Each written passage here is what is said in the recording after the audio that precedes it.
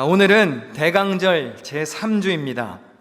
서방교회에서는 이 대강절 제3주를 특별히 가우데테 선데이라고 해서 기쁨의 주일이라고 부릅니다.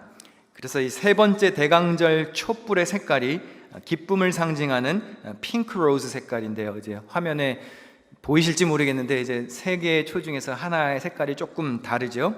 기쁨을 상징하는 색깔입니다. 성탄을 기다리는 이 절기가 아무쪼록 여러분 모두에게 기쁨이 가득하시기를 축원합니다. 크리스마스 트리 장식하셨습니까? 네, 하셨어요. 네, 저희 집도 이렇게 트리를 만들어 놨는데요. 이렇게 트리 밑에는 이제 선물이 있고 이걸 이제 아이들이 크리스마스 날까지 이제 참고 기다려야 하는 고통을 지내야 하는데요. 저의 목표는 딱 하나입니다. 이 성탄 트리가 이 삼형제의 혼란 속에서 무너지지 않고 잘 트리가 생존하는 거, 성령의 도움을 구하며 기도하고 있습니다. 대강절 제3주 기쁨의 주일이라 일컫는 오늘, 저는 그리스도인에게 있어서 가장 궁극적으로 중요한 기쁨이 무엇일까? 바로 예수님의 부활이죠. 부활의 기쁨에 대한 말씀을 전하려고 합니다. 예수님의 부활은 기독교 신앙의 핵심입니다. 기독교에서 부활이 빠지면 이것은 아무 의미가 없는 것이 되고 말죠. 부활장이라 불리는 고린도전서 15장에 보면 이런 말씀이 있습니다. 부활이 없으면 그리스도도 다시 살아나지 못하셨으리라. 우리가 전파하는 것도 헛것이요 또 너희 믿음도 헛것이며 너희가 여전히 죄 가운데 있을 것이요 우리가 바라는 것이 다만 이 세상의 삶뿐이면 모든 사람 가운데 우리가 더욱 불쌍한 자이리라 했습니다. 부활이 없으면 그리스도가 다시 사신 일도 없고 우리가 복음을 증거하는 것도 헛것이고 우리가 믿는 것도 헛것이 되고 맙니다. 우리는 여전히 죄 가운데 있을 것이고 가장 불쌍한 사람이 될 것이라고 말합니다. 여러분, 세상이 말하는 것처럼 인생 한 번 살고 모든 것이 끝난다면 이 시간에 우리가 교회에 나와서 이렇게 예배드리는 것이 무슨 의미가 있겠으며 이 얼마나 시간 낭비이고 앞에서 설교하는 저는 얼마나 한심한 사람입니까?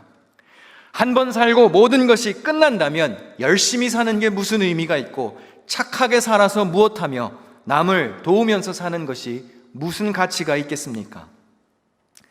욜로라는 말이 한창 유행처럼 번진 적이 있죠. You only live once. 그래서 어떻게 하라는 것이죠? 어차피 한 번밖에 못 사니까 대충 막 살아, 재미있게 살아, 그래야 억울하지 않아, 그런 뜻이죠. 만약 정말 한 번 살고 모든 것이 끝난다면 욜로 인생을 사는 것이 가장 지혜로운 길일 것입니다. 남에게 피해를 줘서라도 빼앗고 훔쳐서라도 한 번뿐인 인생을 실컷 즐거야 억울하지 않을 것이고 본전이라도 찾을 수 있겠지요. 하지만 여기에 나와서 예배드리는 여러분, 그것이 아니라는 사실을 우리는 잘 믿기 때문에 이 자리에 온 것이죠. 이 세상이 끝이 아닙니다. 죽음이 끝이 아닙니다. 죽음 후에는 심판이 있고 영원한 삶이 있음을 기억해야 합니다. 그래서 지금 우리가 이 세상에서 사는 삶이 중요한 것입니다. 잘 살아야 됩니다. 할렐루야. 잘 살아야 돼요. 책임감 있게 살아야 합니다. 그리스도인으로서 선한 삶을 살아야 하고 복음을 증거해야 하고 하나님 나라의 확장을 위해서 힘써야 합니다.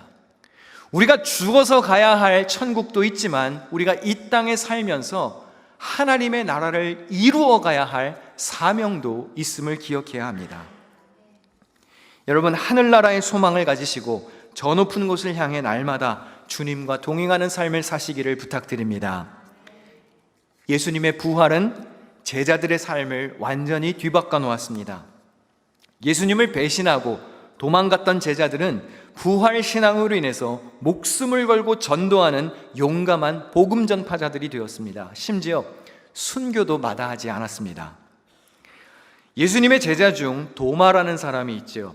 쌍둥이라는 뜻이 있고 디두모라고도 불렸습니다.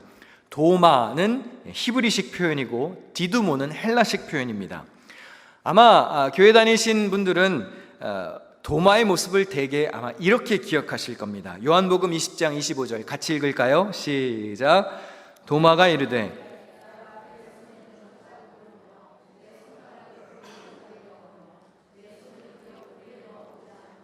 믿지 아니하겠노라. 도마가 자기가 직접 확인하기 전까지는 예수님의 부활을 믿지 않겠다고 했습니다. 그래서 2000년이 넘는 지금 이 시간까지도 우리는 도마를 어떻게 기억하나요? 그는 의심이 많은 제자였다고 기억합니다. 여러분, 우리가 이 세상을 떠나고 나면 우리의 후손들이 그 사람은 어떤 사람이었어 라고 기억하게 될 겁니다. 여러분, 어떤 기억을 남기고 가고 싶으십니까? 그 사람 형편없는 사람이었어. 그 사람 별로였어. 그렇게 기억되어서야 되겠나요? 이왕이면 그 사람 참 멋있는 사람이었어. 믿음 잘 지키는 사람이었어. 품이 있는 사람이었고 참 선한 사람이었고 뭇 백성들의 칭송을 들을 만한 아주 존귀한 사람이었어. 그런 칭찬 들으실 수 있기를 축원합니다. 아멘. 칭찬 들어야지. 좋은 인상을 남기고 가야 합니다. 그런데 우리가 도마를 기억할 때 도마가 마치 믿음도 없고 엉터리 제자라고까지 여겨질 만큼 우리는 지금까지도 그를 의심이 많은 제자로 기억하고 있습니다. 그런데 우리가 성경을 조금 더 자세히 살펴보면 도마가 좀 억울할 수도 있다는 생각이 듭니다. 정황을 잘 살펴보면 도마가 그렇게 형편없는 제자는 아니었음을 알 수 있습니다. 오늘 본문 24절을 같이 읽어보겠습니다. 시작. 12제자 가운데 하나로서 쌍둥이라고 불리는 도마는 예수께서 오셨을 때 그들과 함께 있지 않았다. 오늘 본문 바로 앞에 보면 부활하신 예수님이 제자들에게 나타나셨습니다. 그런데 무슨 이유에서인지 도마가 그 자리에 없었습니다. 다른 제자들은 예수님을 직접 눈으로 보았습니다. 부활하신 주님을 만나는 기적을 경험했습니다. 그런데 도마는 아니었습니다. 그 현장에 없었으니 믿지 못하는 것이 어쩌면 당연합니다.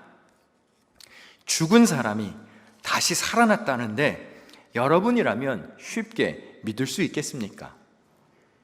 한번 여쭤보겠습니다. 3일 전에 사람이 죽었습니다. 무덤에 묻혔고요. 그런데 다시 살아났답니다. 믿으실 수 있으세요? 왜 반응이 없으세요? 질문이 질문 같지가 않나요? 청년들한테 한번 물어볼까요? 3일 전에 사람이 죽었어요. 무덤에 묻혔어요. 돌로 가려놨고요. 근데 다시 살았대. 믿으실래요? 아니요. 이렇게 믿음 없는 자들이. 어떻게 보면 도마는 의심이 많은 게 아니라 지극히 상식적이고 자연스러운 반응을 보인 겁니다. 아마 여러분 같았어도 저였어도 같은 반응을 보였을 겁니다. 여러분 혹시 MBTI 검사라는 거 해보셨습니까? 16가지 심리 유형을 구별해서 자기 성격의 독특성과 행동의 관계를 이해하도록 돕는 검사인데요. 저는 이게 얼마나 과학적인 증거가 있는지는 모르겠지만 사람을 이해하는 데는 도움이 되는 것 같더라고요.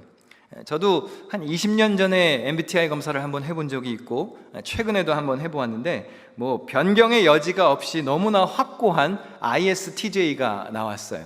그러니까 이제 저를 검사해 주신 분도 당신은 참 독특한 사람인 것 같습니다라고 아마 100번을 검사해도 똑같이 나올 거라면서 이게 웬만하면 어느 정도 이게 지표가 있는데 저는 이게 한쪽으로 극단적으로 이렇게 치우쳐져 있는 ISTJ랍니다. ISTJ가 뭐냐? 논리주의자예요. 논리주의자. 원리 원칙 따지고 정확하고 체계적인 거 좋아하고 계획적이고 정리정돈 중요하고 실수를 용납하지 못하는 그런 성격인데요. 근데 이제 목회를 하다 보니까 이런 성격을 좀 죽여야 할 때가 많이 있습니다. 저도 도마처럼 제가 눈으로 직접 보지 않고 제가 검증을 하지 않으면 이게 믿을 수가 없고 확인하지 않으면 그러거나 말거나 하는 성격이죠. 요즘은 온갖 정보들이 홍수처럼 쏟아지는 시대입니다. 너무 많습니다. 정보가 너무 많아서 선별해야 하는 시대가 되었습니다. 검증되지 않은 거 믿었다가는 큰일 납니다. 누가 그렇대더라, 가짜뉴스 같은 거 이런 거 필터링하는 작업을 이제는 꼭 해야 하는 시대가 되었습니다. 그러니까 어쩌면 오늘날과 같은 상황에서는 도마와 같은 자세가 어쩌면 필요할지도 몰라요. 그래서 혼자 말씀을 묵상하다가 그런 생각을 해보았어요. 도마가 ISTJ였나? 이거 보지 않고는 못 믿겠다고 했으니까 나랑 좀 비슷한 과인 것 같은데, 그런 생각이 들더라고요. 2000년 전 예수님 시대에 누군가 죽음을 이기고 부활했다? 이건 믿을 수가 없는 일입니다. 그런데 부활의 현장에 함께 있지 않았던 도마를 위해서 예수님은 친절하게 한 번 더 제자들에게 찾아오셨습니다. 요한복음 20장 26절과 27절입니다. 여드레를 지나서 제자들이 다시 집 안에 있을 때에 도마도 함께 있고 문들이 닫혔는데 예수께서 오사 가운데 서서 이르시되 너희에게 평강이 있을지어다 하시고 도마에게 이르시되 네 손가락을 이리 내밀어 내 손을 보고 네 손을 내밀어 내 옆구리에 넣어보라. 그리하여 믿음 없는 자가 되지 말고 믿는 자가 되라. 이 말씀 잠깐 띄워놔 주시고요.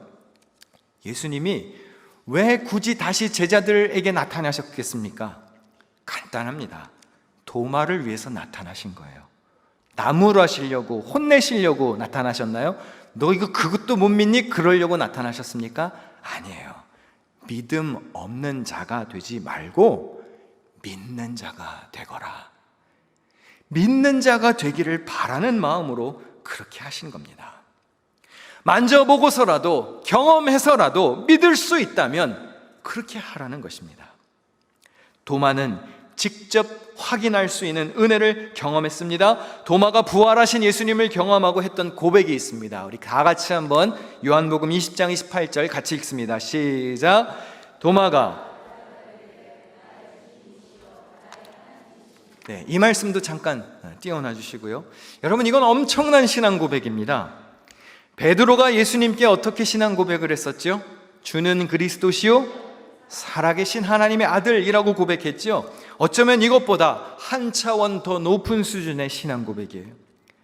도마는 예수님을 선생님이나 주님, 메시아라고 고백하는 것을 넘어서 뭐라고 고백합니까? 나의 주님, 나의 하나님이라고 고백합니다. 이 요한복음의 절정입니다. 이제껏 그 어떤 제자 중에서도 예수님을 하나님이라고 고백한 제자는 없었습니다.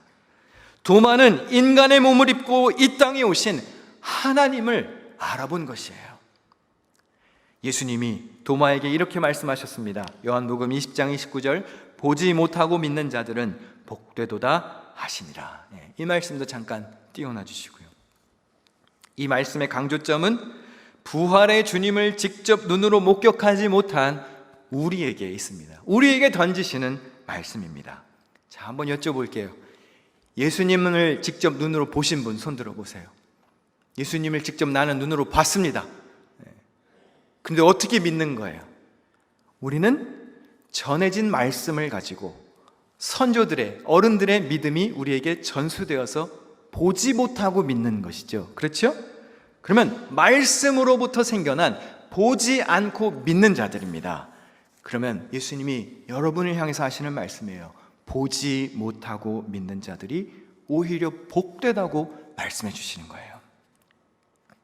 도마가 2000년 전에 의심 많은 우리를 대신해서 현장 검증을 다 했습니다.